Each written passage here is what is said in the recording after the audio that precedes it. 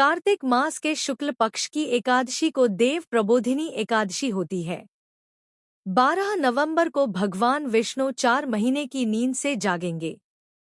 इस दिन को देवउठनी एकादशी भी कहा जाता है। इस दिन भगवान विष्णु की पूजा करने से मनुष्य के जीवन के हर संकट और कष्ट दूर हो जाते हैं। इतना ही नहीं, इस दिन की पूजा से देवी लक्ष्मी भी प्रसन्न होती है और इससे धन की कमी नहीं रहती।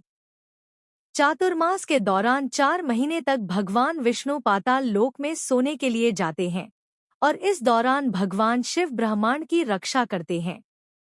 अब जब भगवान विष्णु जागेंगे तो यह जिम्मा वापस विष्णु जी संभाल लेंगे। प्रभु के नींद में जागने के कारण ही इस दिन को देव उठान एकादशी कहा गया है। इस दिन से सभी मांगलिक कार्य भी प्रारंभ हो जाएंगे। इस दिन जरूर करें तुलसी विवाह। देव प्रबोधिनी एकादशी के दिन माता तुलसी और शालिग्राम की पूजा जरूर करें। तुलसी माता को लाल चुनरी ओढ़ाकर सुहाग और श्रृंगार का सामान अर्पित करें।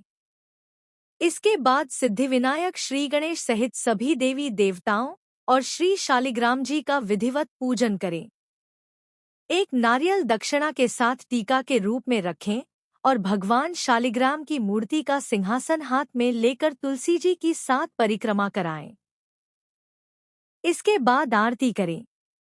भगवान श्री कृष्ण की पत्नी सत्यभामा को एक बार अपने रूप पर अभिमान हो गया और उन्हें घमंड हुआ कि उनके रूपवान होने के कारण ही श्री कृष्ण उनसे सबसे अधिक प्यार करते हैं।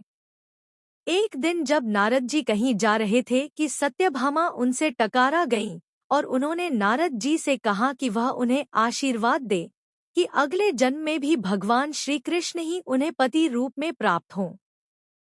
नारद जी बोले, नियम यह है कि यदि कोई व्यक्ति अपनी प्रिय वस्तु इस जन्म में दान कर दे तो वह उसे अगले जन्म में प्राप्त हो जाती है। अतः तुम भी श्री कृष्ण को दान रूप में मुझे दे दो तो वे अगले जन्म में उन्हें जरूर प्राप्त होंगे। सत्यभामा ने श्री कृष्ण को नारद जी को दान रूप में दे दिया। जब नारद जी उन्हें ले जाने लगे तो अन्य रानियों ने उन्हें रोक लिया। इस पर नारद जी बोले, यदि श्री कृष्ण के बराबर सोना व रत्न वे दे तो वह उन्हें छोड़ देंगे। तब तराजू के एक पलड़े में श्री कृष्ण बैठे तथा दूसरे पलड़े में सभी रानियां अपने अपने आभूषण चढ़ाने लगी, पर पलड़ा टस से मस नहीं हुआ। यह देख सत्यभामा ने कहा, यदि मैंने इन्हें दान किया है तो उबार भी लूंगी। यह कहकर उन्होंने अपने सारे आभूषण चढ़ा दिए पर पलड़ा नहीं हिला। वे बड़ी लज्जित हुईं। जब यह बात रुक्मिणी जी ने सुना तो वे तुलसी पूजन करके उनकी पत्तियां ले आईं और पलड़े पर रख दिया। ऐसा करते ही तुला का वजन बराबर हो गया। नारद जी तुलसी दल लेकर स्वर्ग को चले गए। रुक्मिणी श्री कृष्ण की पटरानी थी। तुलसी के वरदान के कारण ही वे अपनी व अन्य रानियों के सौभाग्य की रक्षा कर सकीं। तब से तुलसी को यह पूज्य पद प्राप्त हो गया कि श्री कृष्ण उन्हें सदा अपने मस्तक पर धारण करेंगे।